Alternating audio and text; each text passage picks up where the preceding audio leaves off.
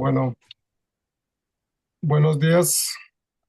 Estamos en una conferencia más del ciclo de conferencias La democracia en Centroamérica, crisis y perspectivas. El día de hoy contamos con el conferencista, Bien.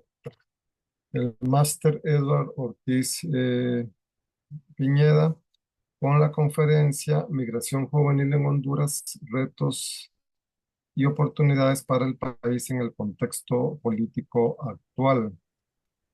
Este ciclo de conferencias está organizado por la sección de Filosofía y Pensamiento de la Escuela de Estudios Generales eh, y está inscrito en el proyecto Congreso de Humanismo, ambas de la Universidad de Costa Rica. También participan en la organización la Asociación Costarricense de Filosofía, la Asociación Centroamericana de Filosofía, la Red Iberoamericana de Filosofía y en esta ocasión, para esta conferencia, el Observatorio Temático Interuniversitario de Derechos de la Niñez y la Adolescencia.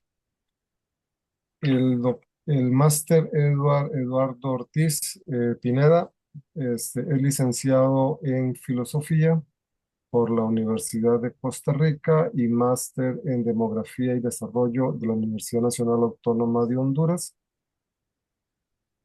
Ha sido profesor de filosofía de la Universidad Teológica de América Central en San José, Costa Rica, y el Seminario Diocesano de Tegucigalpa.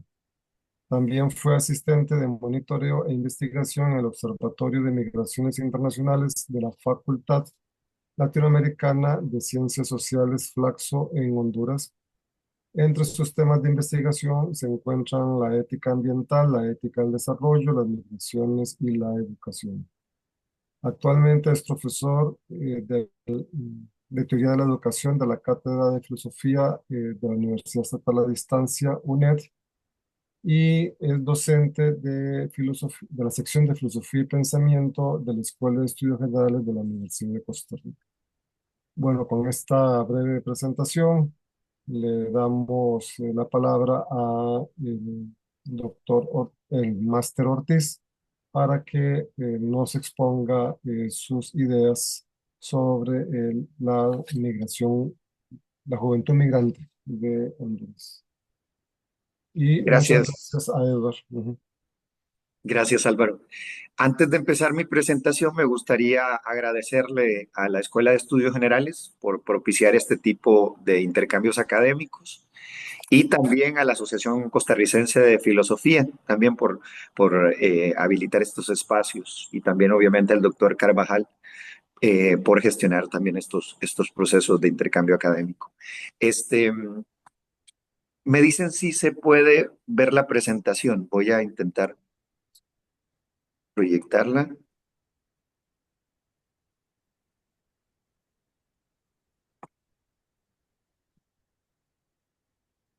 ¿Sí? ¿Se logra ver? Eh, tienes que ponerla en pantalla. Ok. Ya, listo. Ok, entonces, el título de la conferencia que me gustaría compartir con ustedes se llama Migraciones Juveniles en Honduras. Y me hago una pregunta que más que una pregunta, digamos, que busca responderse de manera tajante, más bien es una pregunta que incita al debate, ¿verdad? En esta conferencia. Y la pregunta es si las migraciones juveniles hondureñas son en realidad más bien o representan en realidad una crisis para el país o más bien oportunidades de desarrollo para el país. Esa es la pregunta, digamos, que me movió a la hora, digamos, de pensar en la conferencia, en este contexto, digamos, de el ciclo de conferencias de democracia en Centroamérica. Entonces, para empezar, es necesario comenzar definiendo, ¿verdad? Definiendo qué es migración y qué no es migración. Este, ¿Qué es entonces migración? La migración es el movimiento o desplazamiento de o traslado de residencia de un individuo o de un grupo de individuos de un país de origen a otro país de destino. ¿sí? Esta es una, digamos, de las definiciones aceptadas por el Diccionario Demográfico Multilingüe de la Unión Internacional de Estudios Científicos de la Población en Estados Unidos. Entonces, esta sería una primera aproximación a la migración, aunque también Arango y Ravenstein, que son dos teóricos muy importantes de las migraciones, lanzan también una definición un poco más amplia. La migración que da lugar a la calificación de las personas como emigrantes o inmigrantes es aquella en la cual el traslado se realiza de un país a otro o de una región a otra distinta, ¿verdad? Por un tiempo prolongado, como para que implique vivir en otro país y desarrollarse en él actividades de la vida cotidiana, ¿verdad? Entonces, emigrar o la emigración y la inmigración, digamos, están condensadas en el concepto de migración, tanto ir o entrar a un país, ¿verdad? Ir a un país o entrar a un país. Ahora, ¿qué no es migración?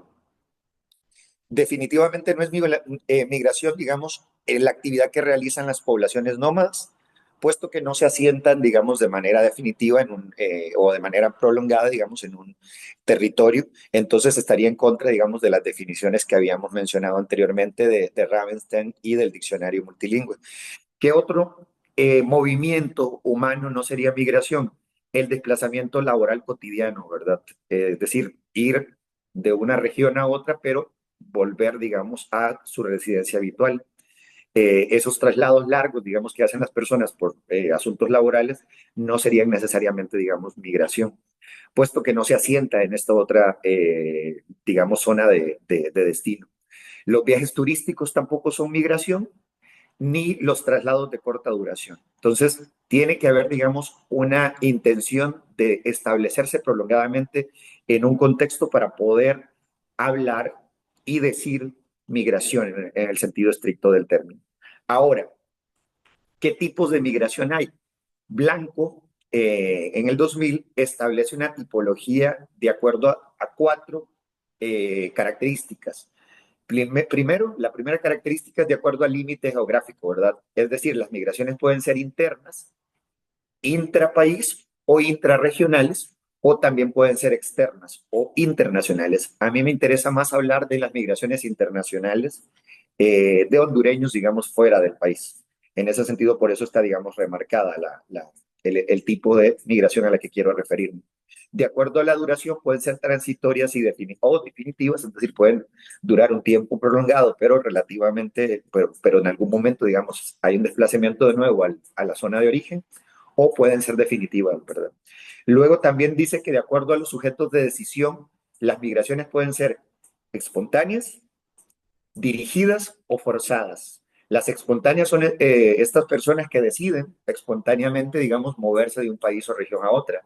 Las dirigidas son esas migraciones que se dan, digamos, dirigidas a poblaciones, por ejemplo, a poblaciones racializadas, ¿sí? O a poblaciones que, digamos, sí, digamos, las comunidades indígenas, por ejemplo, también podrían pensarse, ¿verdad? Migración dirigida a comunidades indígenas y también las migraciones forzadas, ¿verdad? Las dirigidas o las forzadas pueden estar relacionadas. ¿Por qué? Porque la migración forzada puede ser, por ejemplo, digamos, comunidades de diversidad sexual que tienen que moverse, digamos, de sus países porque su vida corre peligro, por ejemplo, ¿no? Y luego también tenemos las migraciones ecológicas o ambientales, las migraciones políticas y las económicas.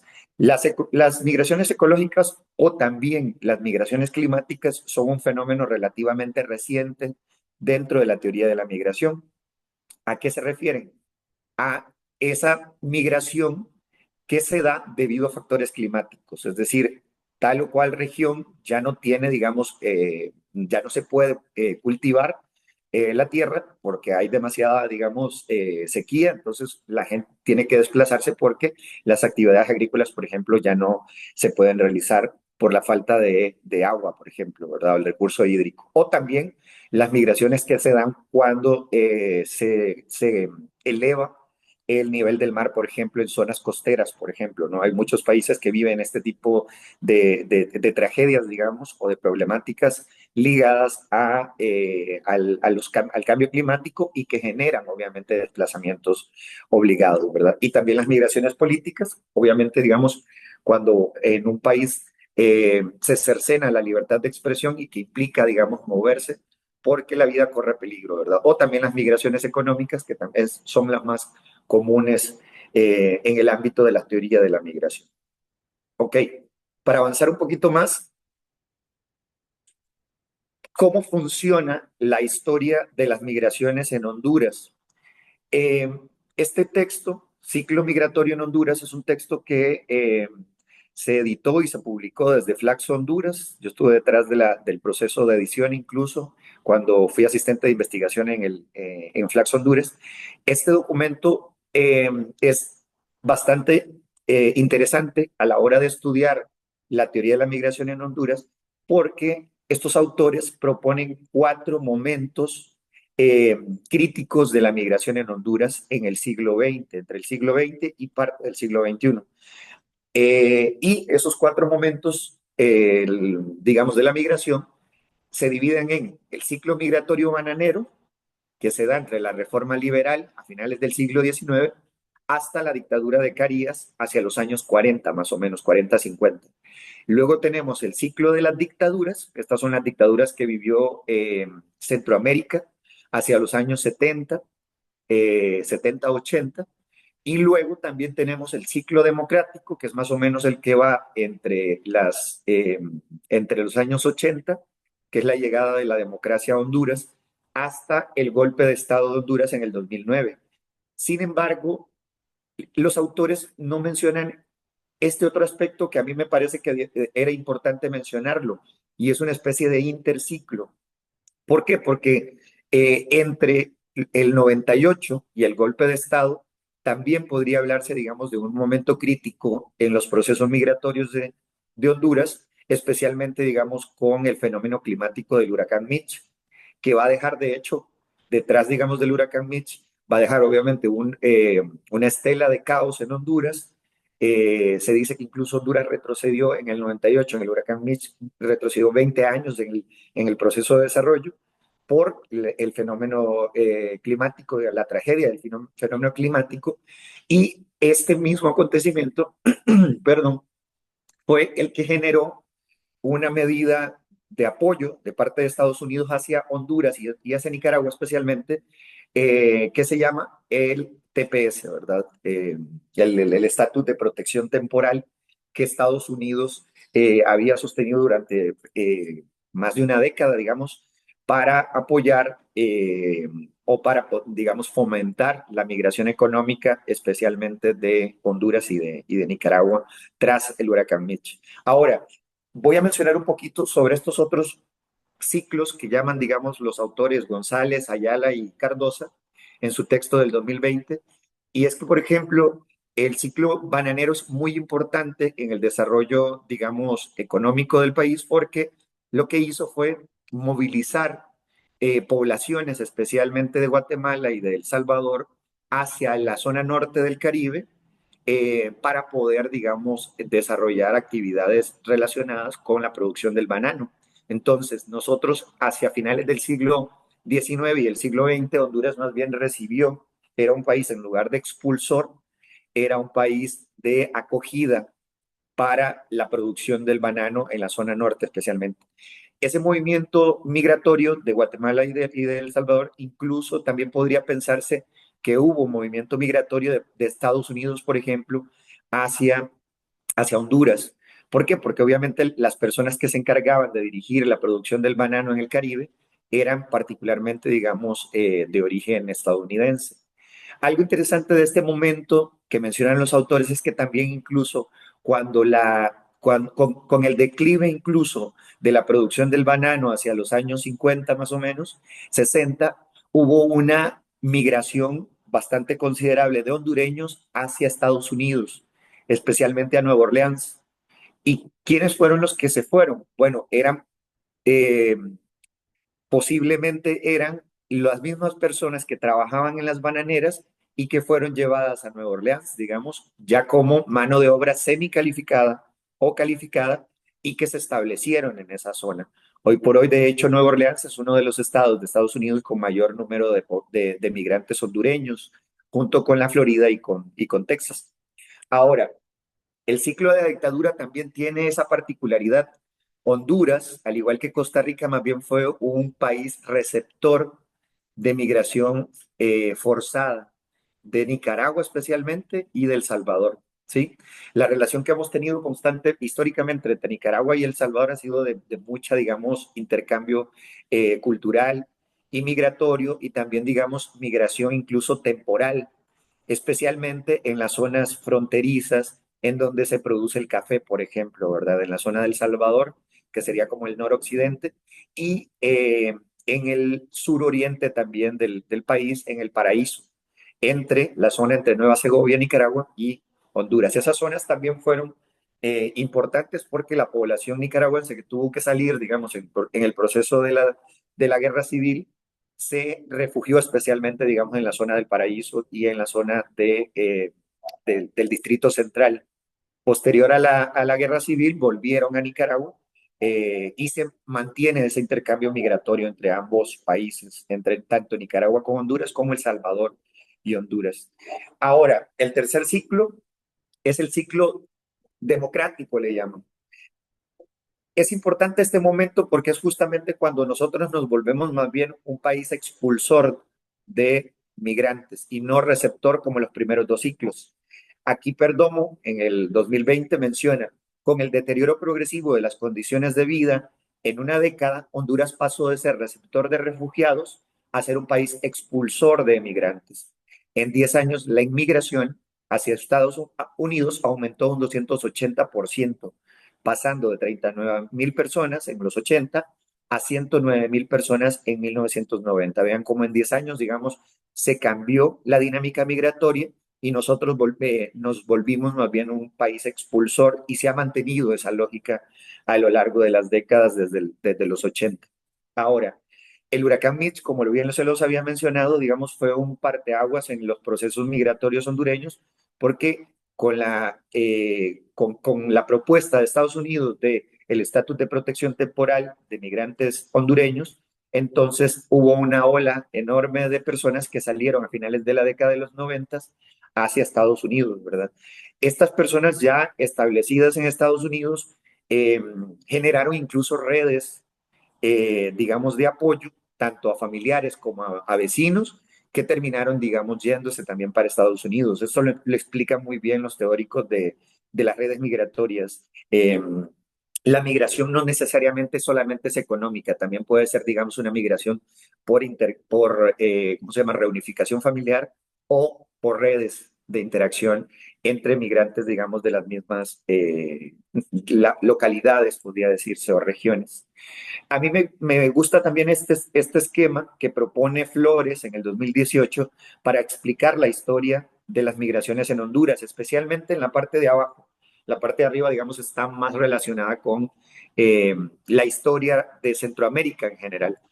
Sin embargo, la historia de la migración en Honduras se explica mejor en la parte de abajo. El auge del Estado neoliberal y obviamente, digamos, la crisis del estado de bienestar, digamos, la crisis, por ejemplo, del sistema de salud hondureño empezó en los 90 con la imposición, digamos, del Estado neoliberal, la crisis de salud, la crisis, digamos, de las telecomunicaciones y muchos otros institutos o instancias gubernamentales fueron desarticuladas, digamos, en este proceso de neoliberalización en Honduras y con eso, obviamente, la pobreza y la precarización, digamos, de los sistemas de bienestar hicieron o obligaron a las personas a migrar de Honduras hacia Estados Unidos particularmente. El huracán Mitch y la reconstrucción, como bien lo mencionábamos, y otro momento importante es el que vive Honduras hacia inicios del siglo XXI, que fue la constitución de algo que se le llamó la mano dura o el puño firme. Fueron medidas que tomaron presidentes, especialmente, digamos, de corte conservadora, en contra para poder detener, digamos, el auge de las maras hacia inicios del siglo XXI. Esta, este programa de puño firme fue llevado a cabo por Ricardo Maduro, el presidente de inicios del siglo XXI, emulando a procesos que estaba realizando El Salvador para poder controlar también, digamos, las maras. Sin embargo, lo único que hizo más bien fue agravar la crisis de violencia, puesto que las maras reaccionaron en contra de la población civil para poder detener este proceso, digamos, eh, de represión que estaba realizando Ricardo Maduro, digamos, en contra de las maras y también del crimen organizado.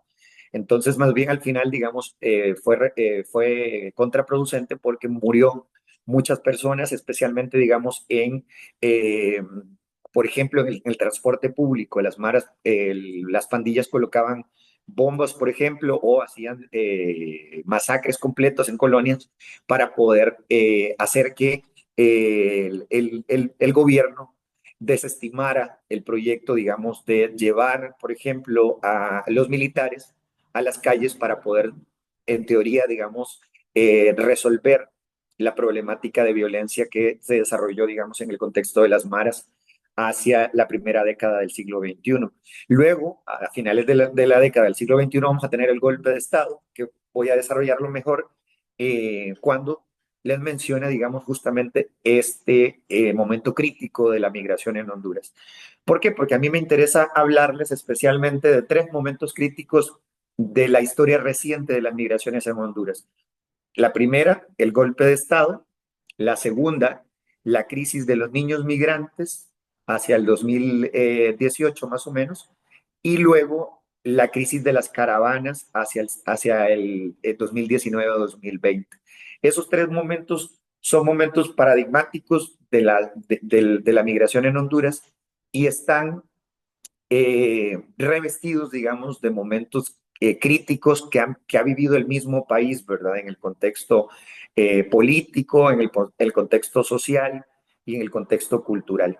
Entonces, aquí Flores no propone las caravanas, porque este documento es del 2018, las caravanas se dan en el 2019, entonces habría que extender, digamos, el esquema que propone Flores para poder hablar de la historia reciente de las migraciones en Honduras. Sí menciona el fraude electoral, que fue justamente la segunda reelección de Juan Orlando, antes de que fuera extraditado, digamos, en la segunda reelección, justo cuando gana el Partido Libertad y Refundación, que es el que está actualmente en el poder. eh, la DEA pide al gobierno que entreguen, digamos, a Juan Orlando como digamos, estar relacionado con el narcotráfico. Se dice que Juan Orlando hizo lo que no hizo Pablo Escobar, la aspiración de llegar a ser presidente, digamos, de Colombia. Juan Orlando, estando relacionado con el narcotráfico, digamos, logró hacer lo que Pablo Escobar no logró, dirigir un país. Y se dice que es uno de los primeros, digamos, de las primeras evidentes narcoestados, Honduras en el contexto, digamos, de Juan Orlando Hernández e incluso en el contexto de Porfirio Lobo Sosa, ¿verdad? Especialmente esto debido a que el golpe de Estado dejó en crisis, digamos, la democracia hondureña. No necesariamente solo fue el golpe solamente es la punta del iceberg, porque detrás de eso también tenemos, obviamente, digamos, gobiernos corruptos, violencia, inseguridad y obviamente el desarrollo del narcotráfico, digamos, en Honduras desde la década de los 90 y su relación con las maras hacia los 2000, ¿verdad? Las maras hoy por hoy en Honduras no están relacionadas con el fenómeno cultural que fueron, digamos, o contracultural que fueron en los 90. Esa idea que se tenía de los 90 de que los mareros se tatuaban, hoy por hoy no sucede en Honduras. Las pandillas pueden ser personas, digamos, como cualquiera de nosotros, pueden ser, digamos, incluso doctores, abogados, periodistas. ¿Por qué? Porque las mismas células criminales relacionadas con las pandillas suelen, entre comillas, becar a niños, digamos, de barrios o de zonas urbano-marginales para que estudien, si les ven, digamos, algún tipo de, digamos, interés académico, ellos mismos, las maras, digamos, los educan, entre comillas, para que luego sirvan, digamos, a la misma estructura criminal, ¿verdad? Por eso es que se dice que hay médicos que son mareros. y hay abogados que son mareros y hay periodistas, ¿verdad? Este es el fenómeno, digamos, de las maras, que está muy relacionado obviamente con la violencia y la criminalidad en Honduras, que también repercute obviamente en el desplazamiento, no solamente interno, sino también el desplazamiento internacional, ¿verdad? Personas que tienen que huir de sus barrios, migrar a otras zonas del país o fuera del país por estar siendo perseguidas por pandillas, ¿verdad? Como la MS o la 18. Entonces, eh, les mencionaba que me gustaría, digamos, hablarles de tres momentos importantes, paradigmáticos de la migración, y uno de esos es el golpe de Estado. Eh, Hay autores que mencionan que el golpe de Estado no necesariamente generó más migración de la que ya generaba la violencia, la pobreza y la desigualdad, y obviamente, digamos, la desarticulación del Estado democrático y bienestar, digamos, previo incluso al golpe de Estado. Sin embargo, otros autores dicen que sí, que el golpe de Estado fue sinónimo de migración. Sin embargo, el golpe de Estado per se no es la única causa de la migración en Honduras. Yo sostengo que en realidad lo que hizo el golpe de Estado fue generar, digamos, un éxodo ligado más a la persecución política, persecución política, digamos, de parte de las disidencias relacionadas con el presidente derrocado en el 2009, que era Manuel Zelaya Rosales.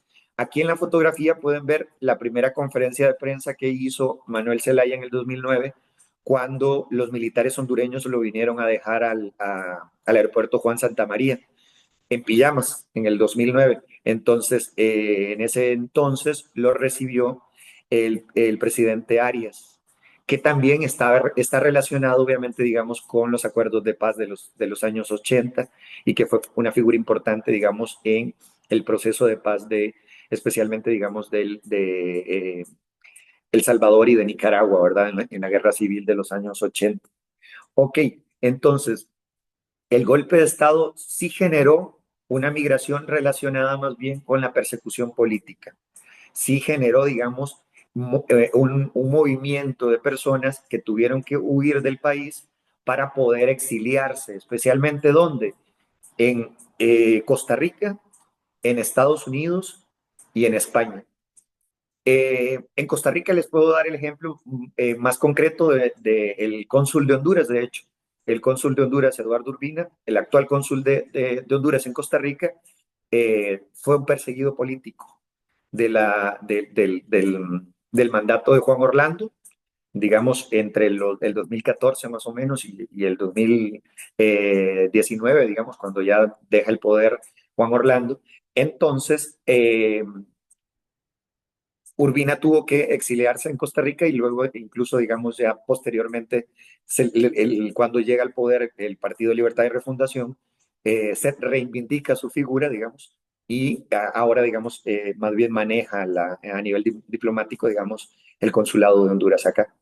Ahora, eh, la violencia y la inseguridad, aunadas al golpe de Estado, fueron fundamentales en el proceso de expulsión de personas, especialmente por disidencia política en Honduras hacia el golpe de Estado. Ahora, es importante tener en cuenta también que posterior al golpe de Estado, Honduras lideró dos listas tristes, digamos, a nivel global. Honduras, especialmente en el gobierno de Porfirio Lobo Sosa, que también está relacionado con el narcotráfico, tanto él como su familia, entre el 2010 y el 2014 se dice que Honduras tenía los índices de pobreza más altos del mundo incluso. La pobreza, digamos, en Honduras está más o menos casi en un 70%, ¿sí? Y la pobreza extrema está cercana al 50%, digamos. Entonces, eh, Honduras lideraba dos tristes listas, digamos, una por ser uno de los países más pobres de la región después de Haití y otra por ser también uno de los países con mayor índice de homicidio a nivel mundial. Obviamente, estos dos estos dos factores van a ser fundamentales para hablar de migración en Honduras, ¿verdad? De migración forzada o de expulsión, digamos, de hondureños hacia otros países de la región e incluso a nivel interno, ¿verdad? Se dice, Cermeño en 2018 dice que entre el 2010 y el 2015 la movilización interna en Honduras había aumentado a 1.2 millones de migrantes, es decir, a lo interno del país se movilizaba más de 1 millón de personas por, especialmente ligados por pobreza y por homicidios, por violencia también, ¿verdad? Este incremento de la criminalidad está relacionada con lo que yo les había mencionado, la idea del puño firme, digamos, con la que se vendió en la campaña electoral Ricardo Maduro a inicios del siglo XXI. Eh, una campaña que fue totalmente, digamos, no funcionó para nada, a fin de cuentas, lo único que hizo fue cerrar barrios completos, ¿sí? Y encerrar más a la población y también, obviamente, digamos, darle los espacios libres, los espacios, digamos, como los parques e incluso en las mismas, digamos, calles, dárselas, digamos, a la violencia, especialmente, digamos, a los grupos organizados y a las maras. Y la gente lo único que hizo más bien es replegarse en barrios, entre comillas, barrios seguros, se le llaman, ¿verdad? Son esos barrios a los que se les coloca un portón para que no ingrese, digamos, en teoría, digamos, las personas, digamos, la delincuencia dentro de esos barrios. Pero lo único que hizo al fin de cuentas es hacer de ciudades como Tegucigalpa y San Pedro Sula eh, barrios totalmente cerrados, ¿sí? Cerrados y básicamente escondiendo a la población, digamos, de la misma violencia. El golpe de Estado en el 2009 sí fue un factor de expulsión de migrantes, sin embargo, no fue el único factor, ¿verdad? Ya había una década más o menos, digamos, incluso desde el huracán Mitch, de retroceso, digamos, a nivel de políticas de bienestar social y también, digamos, de aumento de la criminalidad. Ahora, estos son dos aspectos, dos como datos fundamentales. ¿Por qué? Porque después del golpe de Estado, lo que nosotros vamos a encontrar en Honduras es una especie de crisis de refugiados, ¿sí? ¿Por qué? Porque la gente tiene que salir por persecución política. ¿A dónde salen los refugiados una década después del golpe de Estado? En el proceso de consolidación del Partido Libertad y Refundación a Costa Rica, a México y a Estados Unidos fundamentalmente. Vean que entonces, según datos de ACNUR en el 2018, Venezuela, El Salvador y Honduras eran los países que más solicitudes de refugio solicitaban, valga la redundancia, digamos, en el mundo. Especialmente Costa Rica fue fundamental en ese proceso, no solamente para refugiados políticos, sino que también ha sido muy importante para solicitud de refugio de la comunidad LGBTI más. ¿Por qué? Porque tanto en El Salvador como en Honduras hay una persecución enorme hacia las personas sexualmente diversas, especialmente, digamos, si también se expresan políticamente, digamos, esas demandas sociales que realiza la comunidad LGBT, especialmente la comunidad transexual, digamos, en Honduras y en El Salvador. De hecho, si se revisan los periódicos, se va a notar, digamos, que Costa Rica es el país de Centroamérica que más solicitudes de refugio de la comunidad LGBT recibe de Centroamérica, de la región. Ok, entonces en Estados Unidos vemos que hacia el 2018 habían 24.400 solicitudes de refugio. Podríamos pensar incluso que más, incluso en Costa Rica, 28.000 solicitudes. Entonces, ahora otro momento importante de la migración reciente o de la historia de la migración reciente en Honduras es la crisis de las niñeces migrantes. Esta crisis fue un fenómeno mediático igual que la crisis de las caravanas. Eh, como al Estado, digamos, incluso en varias ocasiones, la Corte Interamericana de Derechos Humanos y también la ONU en ACNUR especialmente, digamos, cuestionó la falta, digamos, de medidas de parte del gobierno de Honduras, en este entonces el gobierno de Juan Orlando, para poder resolver la crisis de los niños migrantes. ¿Qué es esta crisis? Niños que se iban sin compañía, digamos, o no acompañados, en grupos de personas que probablemente eran desconocidos o solos a hacer la travesía por Guatemala y por México.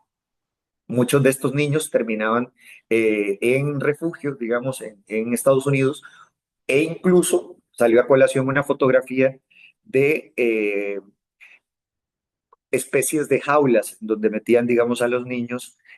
Al haber tanta cantidad de personas, digamos, los metían en jaulas en la frontera sur de Estados Unidos, entre Estados Unidos y México. Entonces, fue, digamos, un fenómeno mediático crítico que puso en jaque también, digamos, el sistema migratorio de Estados Unidos, por también, digamos, las llamadas en contra, digamos, de los derechos de los humanos, al tener, digamos, encarcelados, casi en jaulas, digamos, a esta cantidad de niños que se movió entre el 2014 más o menos, digamos, y el 2018, y que siguen, obviamente, digamos, movilizándose a lo largo de la ruta migratoria. Una de las rutas migratorias más grandes del mundo es la nuestra. El paso, digamos, de la región centroamericana hacia Estados Unidos es la ruta migratoria más, una de las rutas más grandes, digamos, a nivel global. Y en esa ruta, una de las más peligrosas, los niños fueron probablemente y eran, digamos, objeto de, obviamente, digamos, de trata, de comercio sexual, incluso, digamos, comercio de órganos, ¿verdad? Este es el tipo de problemas, digamos, en los que se enfrentan no solamente las niñeces migrantes, sino también, digamos, los migrantes en general, las mujeres migrantes especialmente, y también las personas de la diversidad sexual que se mueven día a día de manera irregular por el norte de Centroamérica y por México, ¿verdad? Eh, de acuerdo con el Ministerio de Interior de los Estados Unidos, hacia el 2014 se movilizaron 68.541 menores no acompañados hasta la frontera sur de Estados Unidos. Estamos hablando de que el 26.6% eran hondureños, 18.000 menores no acompañados, 24.9 eran guatemaltecos, 23.9 salvadoreños, 22.8% eran mexicanos de ese 68.541 menores no acompañados. En el 2011 se duplicó la transferencia de niños a oficinas de reasentamiento para refugiados. Vean que entonces Honduras, el 34%, digamos, de esos menores que se colocaban en refugios para migrantes, el 34% eran hondureños, ¿verdad? Esta es una foto de esta tragedia humana que se vivió en Honduras eh, hacia la segunda década del siglo XXI. Entonces, ahora aquí tenemos un cuadro importante que está también en el texto de ciclos migratorios de Honduras, de estos autores hondureños, González, Ayala y Cardosa, en donde mencionan estos números, cómo desde el 2015 se estaban registrando movimientos de menores no acompañados eh, y que eran, digamos, reportados en Estados Unidos, ¿verdad? En Estados Unidos y en México especialmente. Pero cómo pasó del 2015 a movilizarse 7.691 menores no acompañados de Honduras a el 2019 llegar a ser 22.733 menores no acompañados, de acuerdo con esta tabla de los autores González, Ayala y Cardosa, tomando en cuenta el observatorio, la información que brinda el Observatorio Consular y Migratorio de Honduras. Aquí tenemos el tercer fenómeno que me gustaría también mencionar, que era el fenómeno de las caravanas, ¿verdad? El fenómeno de las caravanas ha sido muy estudiado en la última década. ¿Por qué? Porque los teóricos no explican, o al menos las teorías de las migraciones, no, no tenían dentro de la historia reciente de las migraciones, nunca habían visto un fenómeno, digamos, ligado a este fenómeno, un fenómeno ligado a este tipo de procesos. ¿Por qué? Porque las caravanas fueron grupos de personas que se reunieron a través de eventos en redes sociales, especialmente en Facebook, hacia el 2019-18, creaban eventos y decían en qué lugar se iban a encontrar y de ahí empezaban, digamos, a movilizarse caminando o pidiendo, digamos, ride, como comúnmente se dice, eh, por Honduras, por Guatemala y por México. Y fueron grupos multitudinarios, ¿verdad? Que volvieron también un fenómeno digamos, de propaganda, digamos, comunicativa a nivel global. Todos los medios de comunicación hablaban de las caravanas migrantes que salían del norte de Honduras, pero que también se juntaban migrantes salvadoreños, guatemaltecos e incluso mexicanos, ¿verdad? Entonces, a partir del 18, diversas caravanas de migrantes salieron de Honduras. ¿Y por qué se reunían en caravanas? Con la intención de protegerse entre ellos y también, algunos autores dicen que también era una forma de denuncia de la crisis económica y de la crisis política que vivía no solamente Honduras, sino también, digamos, Guatemala y El Salvador. Entonces, estos, digamos, son especulaciones que algunos autores han realizado, puesto que en realidad no se sabe si fue un fenómeno que organizado por líderes políticos, por líderes sociales, o si sencillamente fue un fenómeno que se desarrolló de manera natural, digamos, si se le puede llamar de alguna manera, y fue una organización más, digamos, de manera horizontal y no vertical de grupos, digamos, de líderes políticos o sociales hacia toda la comunidad. Más bien fue, pareciera, digamos, un fenómeno orgánico. Ese es el término que utilizan, digamos, algunos autores.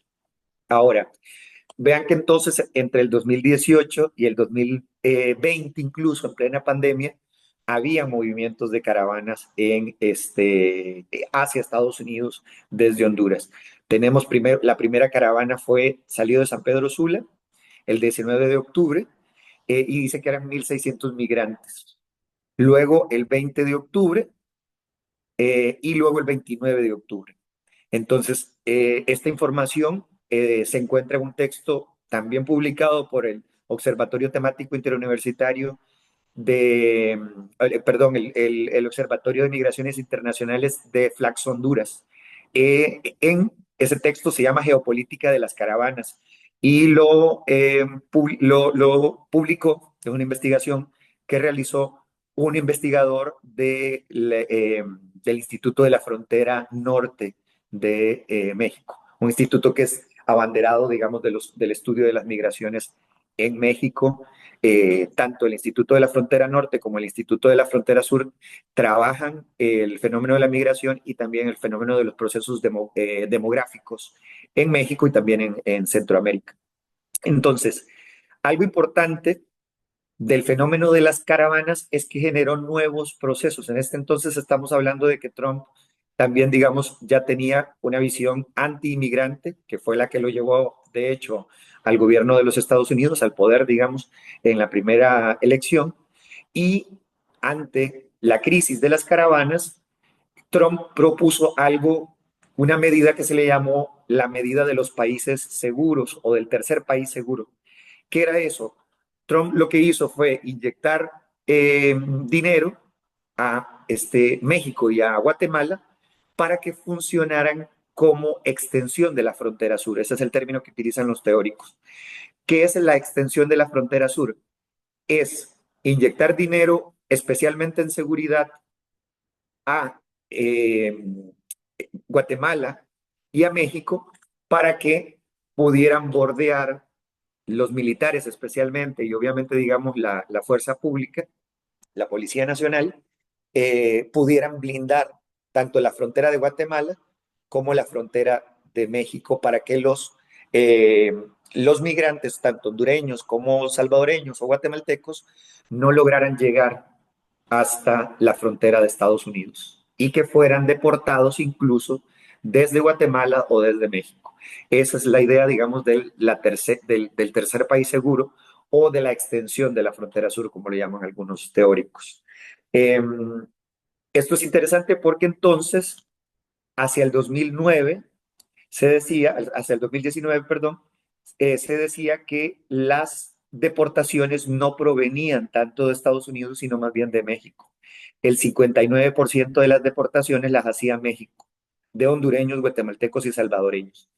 Entonces, lo que hicieron estos gobiernos fue sencillamente Trump les dio el trabajo, tanto digamos al gobierno de Guatemala como de México, que tenía que realizar él, digamos, desde la frontera sur entre Estados Unidos y México.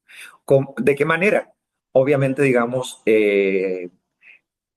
pactando o negociando dinero para la seguridad, entre comillas, de estos dos países, pero que en realidad era simplemente para poder detener el flujo de migrantes desde Honduras y desde Guatemala y El Salvador. Ok, entonces, este es más o menos el recorrido que hicieron las caravanas migrantes. Salieron desde San Pedro Sula, desde el Caribe hondureño, y se movilizaron por todo Guatemala y por todo México, ¿verdad? Hasta la frontera de Tijuana. Esa es una de las zonas más peligrosas del recorrido porque por ahí mismo pasa también el tren denominado, digamos, por muchos teóricos como la bestia, en donde muchos de los migrantes mueren, especialmente amputados, digamos, perdón, son amputados o mueren en el proceso, en el trayecto para llegar a los Estados Unidos. ¿Por qué? Porque es un recorrido de semanas subidos en la bestia, en el tren, y obviamente, digamos, en condiciones climáticas deplorables y en condiciones de inseguridad constante, ¿verdad? ¿Por qué? Porque toda esa zona, digamos, está relacionada con el narcotráfico y también con redes de trata de personas que terminan, obviamente, digamos, estas personas terminan siendo secuestradas, estas personas migrantes, por estas redes delincuenciales y muchas veces, digamos, o son asesinadas si las personas de los familiares de Estados Unidos no envían, digamos, el dinero que les están pidiendo de recompensa por volver a soltar, digamos, a las personas que son secuestradas en este trayecto migratorio. Entonces, aquí hay algunos datos importantes sobre la migración juvenil en Honduras. Hasta el 2021 se dice que Estados Unidos tenía 1.1 millones de personas hondureñas en censadas en el país. Eso solamente estamos hablando de las personas que aparecen, digamos, en censos, ¿verdad? Sin embargo, sabemos que hay obviamente una cantidad enorme de personas que están en un nivel, están, digamos, eh, indocumentadas o en una condición irregular en Estados Unidos. 1.1 millón de hondureños en Estados Unidos, especialmente en la Florida, Texas y en Nueva Orleans. En México hay censadas 80.587 personas hasta el 18. Sin embargo, sabemos que hay muchas más personas también hondureñas en México. Y el tercer país, perdón, el segundo país con más migrantes en el mundo es España, especialmente porque España no requiere visa, no le pide visa a los hondureños para moverse. Y también un dato interesante, digamos, de la migración de hondureños a España es que en su mayoría son mujeres. ¿Por qué? Porque los hombres suelen hacer el recorrido hacia Estados Unidos, ya que obviamente, digamos, hay más trabajo para hombres en Estados Unidos.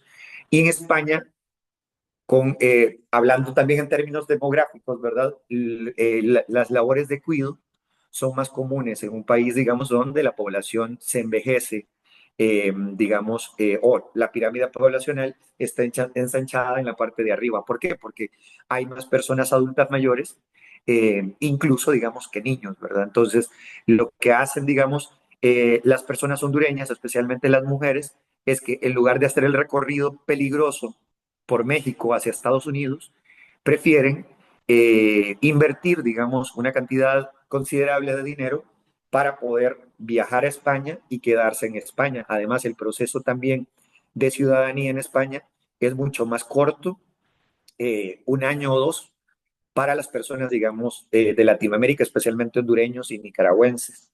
Ahora, eso es un dato interesante. La teoría de redes también explica muy bien este fenómeno, porque lo que sucede es que las mujeres que se van para España luego se llevan, digamos, a las otras, al resto de mujeres de su familia, e incluso también se llevan vecinas. Eso es muy interesante porque nosotros desde el Observatorio de Migraciones en Flaxo hicimos una investigación y nos dábamos cuenta que habían pueblos enteros en Honduras donde las mujeres eran las que se iban para España y los hombres se quedaban en el pueblo. Justamente lo que parece que sucedió a la inversa en Pérez Celedón hace unas décadas, ¿verdad? Que los hombres solían irse para Estados Unidos y se quedaban las mujeres en Pérez Celedón. En este caso, en Honduras lo que sucedía era lo contrario. Las mujeres se iban para España y los hombres se quedaban, digamos, al cuidado de los hijos. Eh, Algo importante es que la edad promedio de las personas que migran a Estados Unidos es de 26,9 años, es decir, es la población económicamente activa la que migra. No son los mafiosos, no son los violentos, no son las personas que se supone, digamos, ya no pueden trabajar, sino más bien el potencial económicamente activo. Este mismo dato se estudió, digamos, en Costa Rica porque se decía que los migrantes nicaragüenses eran los culpables de la crisis del sistema de la caja costarricense. Y lo que hicieron las investigaciones sobre migración es decir todo lo contrario. Los migrantes nicaragüenses que vienen a Costa Rica son la masa productiva de Nicaragua y que terminan, digamos, haciendo trabajos que obviamente, digamos, son semicalificados o no calificados, ¿verdad? Son trabajos pesados por lo general, en la agricultura o en la construcción. Entonces, estas personas con una salud, eh, digamos, aceptable, son en realidad las que vienen a trabajar, no vienen a destruir, digamos, el sistema de salud de ningún país, sino más bien vienen a aportar en términos, digamos, de desarrollo económico a los países. Este es un censo que se hizo sobre la población hondureña en Estados Unidos. Noten que hacia el 2020 habían más o menos 1 millón de hondureños en Estados Unidos y como desde los 70, digamos, eran cantidades muy pequeñas, ¿verdad? Eh, y ahora estamos hablando de 1 millón, 1,1 millones de hondureños en Estados Unidos, una de las poblaciones más grandes de latinoamericanos en Estados Unidos.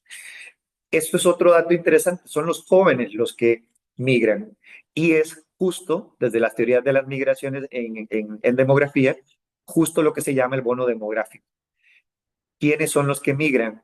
Las edades entre 14 y 35 años. Honduras es un país con un bono demográfico enorme, es decir, la pirámide poblacional se ensancha en el centro, eh, puesto que la masa de jóvenes, digamos, es superior o es mayor a otros países como Costa Rica, que más bien, digamos, la pirámide se ensancha en la cabeza, digamos, de la pirámide, porque hay una cantidad mayor de personas, digamos, adultas mayores que el resto de la región. Se dice, de hecho, que Costa Rica tiene problemas del primer mundo, siendo del tercer mundo. Y ese problema no solamente eh, no solamente, digamos, está relacionado con ensanchar las edades en las edades más altas, digamos, entre los 50 años, sino también, digamos, por la baja natalidad del país, ¿verdad? Son los migrantes incluso los que se reproducen más, digamos, en Costa Rica y lo mismo sucede en España, como bien lo sabemos, y en muchos otros países que son receptores de migrantes, ¿verdad? Eh, el bono demográfico se está yendo entonces en este sentido hacia Estados Unidos, México y hacia España. En ese sentido, la migración hondureña sería más bien, digamos, más que una oportunidad, una crisis para la constitución, digamos, del desarrollo del país, del desarrollo de Honduras. Ahorita vamos a ver, digamos, cómo funcionan las remesas y cómo las remesas tampoco resuelven, digamos, en sí procesos de desarrollo económico en el país. ¿Cuáles son las causas de la migración en Honduras? Ya estoy casi por terminar. La desigualdad fundamental. Son, obviamente, digamos, la migración ya no se puede estudiar uni o bicausal. ¿Por qué? Porque las causas es un fenómeno multicausal, ¿verdad? La desigualdad, ya habíamos visto que el 60 o más del 60% de la población hondureña vive en la pobreza. La escasez de oportunidades laborales. Eh, con la llegada, por ejemplo, de las maquilas a Honduras, las maquilas, digamos, sobreexplotaron incluso, digamos, a la población hondureña, con salarios, digamos, salarios precarios y en condiciones, digamos, bastante adversas a nivel laboral en estas estructuras que nosotros llamamos aquí zonas francas. En Honduras le llaman zonas libres. Entonces, la pobreza, obviamente, la ausencia de políticas sociales, la inseguridad ciudadana, los feminicidios, la reunificación familiar, quizás es el único factor positivo, digamos, de la causa de la migración, los conflictos armados, el cambio climático, por ejemplo, el huracán ETA y el huracán Iota fueron uno de los causantes, digamos, de las caravanas en Honduras hacia el 2019. Nosotros, aparte de la pandemia, digamos, en los últimos 7 años, la crisis también climática, digamos, ha hecho que se muevan cantidades enormes de hondureños del norte, de la zona norte, por, eh, por estos huracanes, porque estos huracanes destruyeron, digamos, poblados enteros. Entonces, las causas positivas, perdón, las consecuencias positivas, las remesas. De acuerdo con el Banco Central de Honduras, el 26% del Producto Interno Bruto de Honduras está constituido por remesas. Es decir, Honduras es un país que se sostiene por la expulsión de migrantes, por la expulsión de personas en condición de migración laboral, ¿verdad? Son 9.177 millones de dólares los que llegaron en el 2023 a Honduras en cuestión de remesas. Ahora, un estudio realizado también por la Organización Internacional de las Migraciones y el Instituto Nacional de Estadísticas en el 2023 en Honduras eh, demostró que las remesas en realidad son usadas simplemente para paliar necesidades básicas en las familias que reciben esas remesas. Entonces, ¿para qué se usan las remesas? Para la alimentación, salud, servicios básicos y, en una medida menor, para la construcción. Es decir, no se utilizan las remesas ni para hacer microemprendimientos, ni para, digamos, desarrollo económico en general, sino más bien para poder paliar necesidades básicas, digamos, dentro del país. Ahora, entonces, ¿quiénes son los que se benefician de las remesas? De acuerdo con un estudio, el estudio de Cerdeño, los únicos beneficiados de las remesas son la banca privada y las empresas que se encargan de hacer este tipo de transacciones de envío y de recibo de dinero. Entonces, otras consecuencias positivas, aparte de las remesas, digamos, yo diría las remesas son una consecuencia positiva a medias, ¿verdad? Porque no resuelven o no buscan el desarrollo económico del país. No se invierte en las remesas en el desarrollo económico. Entonces, otras consecuencias positivas serían mejorar las competencias laborales y la apertura cultural, ¿verdad? El hecho de encontrarte con una cultura distinta en España, en Estados Unidos, en México o en Costa Rica, te abre también un panorama cultural distinto, ¿verdad? Y también, obviamente, para muchos es la oportunidad de estudio también, ¿verdad? Y de desarrollo de calificaciones o cualidades laborales, digamos, mucho más complejas que el mero hecho de la mano de obra barata. Ok, entonces, las consecuencias negativas, solo voy a mencionarlas así de manera muy general, la fuga de cerebros definitivamente. ¿Por qué? Porque son los jóvenes con un alto potencial y con alta formación académica los que terminan yéndose, digamos, a Estados Unidos o a Europa. o a México, ¿sí? Entonces, el potencial o toda la inversión pública, de educación pública que realiza el país, termina, digamos, siendo desarrollada tanto en Estados Unidos como en Europa o en México, ¿sí? En el mejor de los casos, ¿verdad? Porque también lo que sucede es que personas, médicos, por ejemplo, yo conozco casos de médicos, ingenieros o licenciados que terminan, digamos, realizando trabajo no calificado, teniendo una formación, digamos, superior completa en países como Estados Unidos o España. Ahora, también otro asunto importante, digamos, es que el sistema de salud, si los médicos se van para Europa o para Estados Unidos, el sistema de salud se debilita más de lo que ya está, el sector tecnológico también y el sector educativo. Y la fuerza laboral, el bono demográfico, termina siendo desarrollado en otros países, ¿verdad? Y obviamente también implica la fragmentación del tejido social al separar, digamos, familiares durante años incluso. Estas son algunas de las conclusiones a las que llegué en el desarrollo de la investigación. Todas las personas deberían tener el derecho a movilizarse de un país a otra o región a otro, como lo menciona la Carta de las Naciones Unidas. No obstante, históricamente la migración en Honduras ha estado relacionado con momentos de crisis que obligan a las personas hondureñas a desplazarse, tanto interna como externamente del país. Las remesas, que parecieran ser una de las pocas condiciones positivas de la migración, según estudios, lo que hacen es ser un paliativo a las necesidades básicas de la población que recibe las remesas: alimentación, salud, educación. En el menor de los males, la migración representa fuga de cerebros y mano de obra calificada y semicalificada hacia el norte global, que aunque permite el desarrollo de estas personas y sus familias, no representa un aumento del desarrollo de Honduras. Las migraciones, especialmente cuando se trata de migración irregular, representan responsabilidades no cumplidas por los gobiernos, por lo tanto son retos y desafíos que deben enfrentar los gobiernos futuros por el peligro que implica a la integridad de las personas migrantes. Eso es lo que tenía para ustedes. Muchas gracias.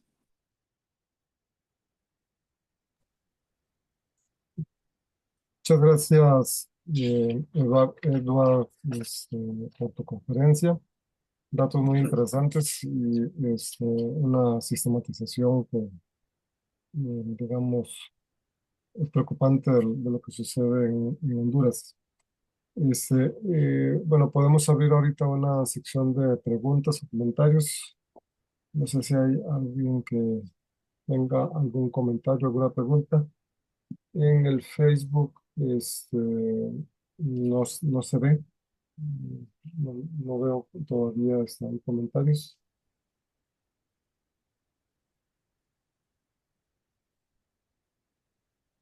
¿Se ve?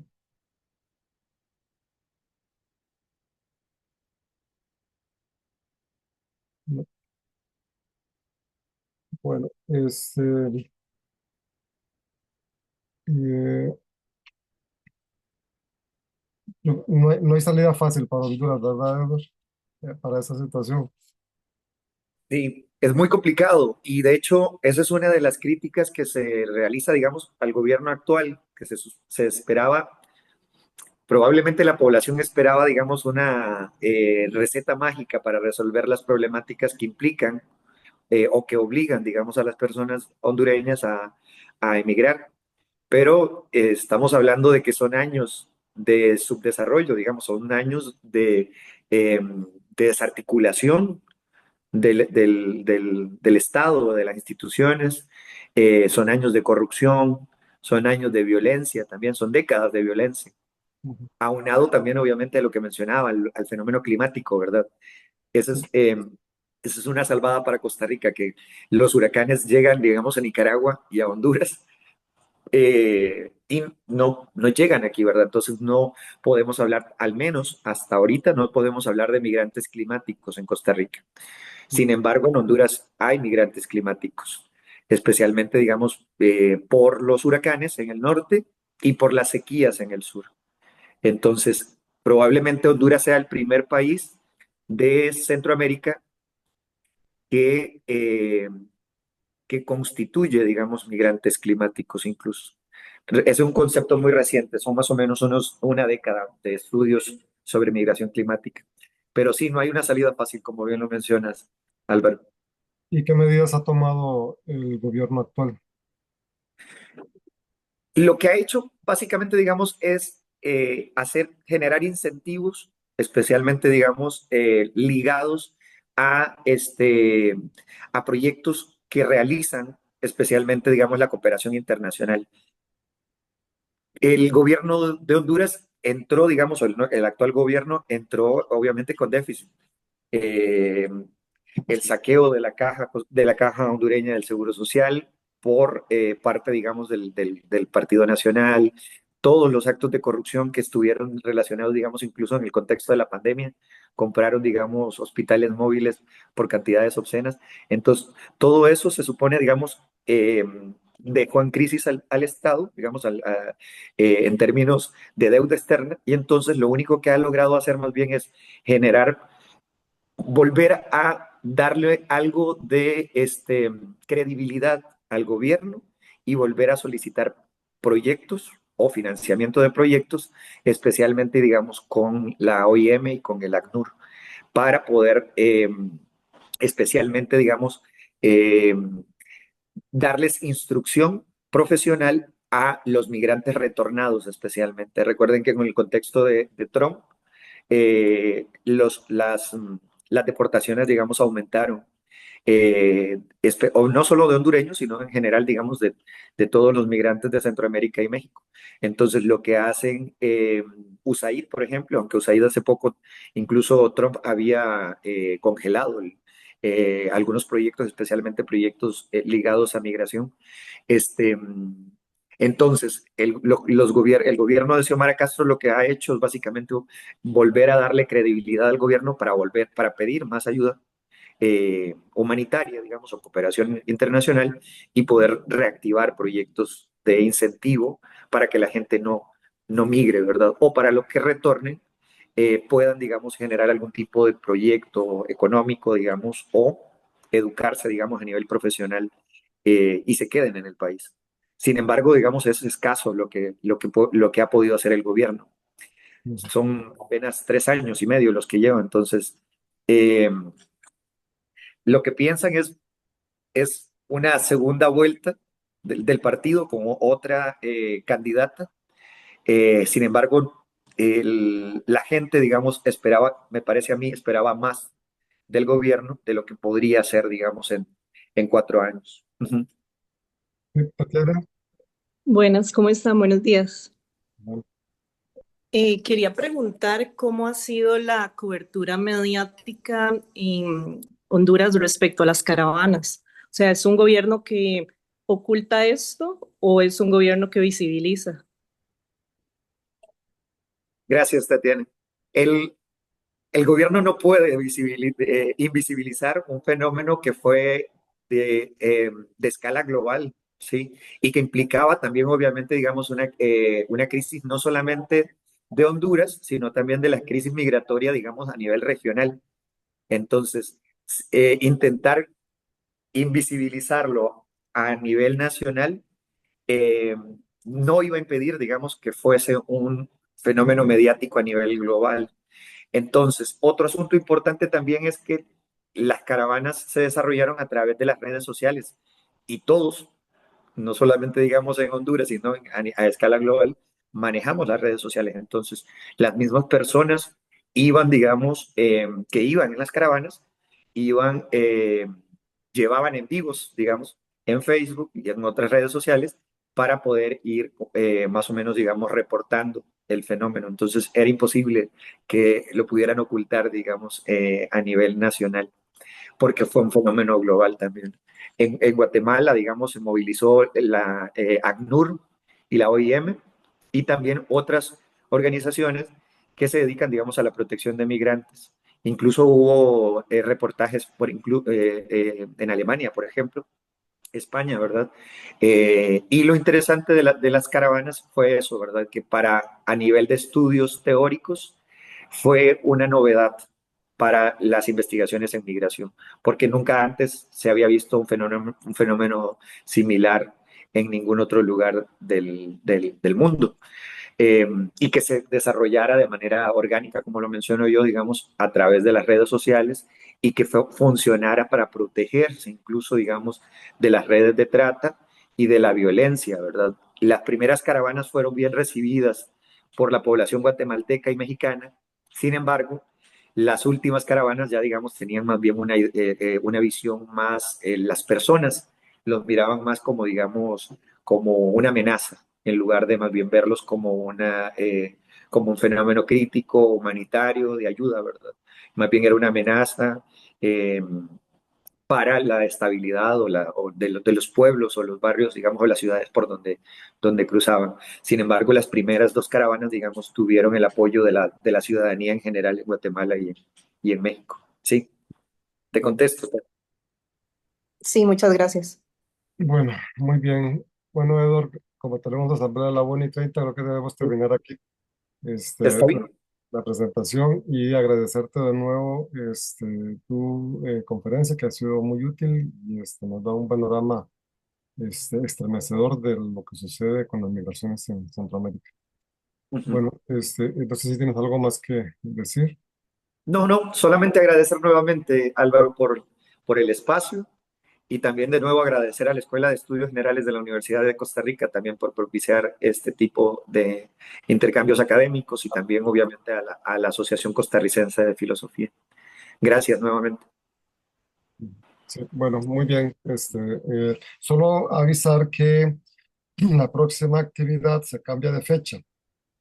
Ok, Le corresponde al doctor Randall Carrero Umaña de la Universidad de Costa Rica con el tema crítica de Ignacio Yacuría a las políticas de Estados Unidos sobre Centroamérica en los años 80.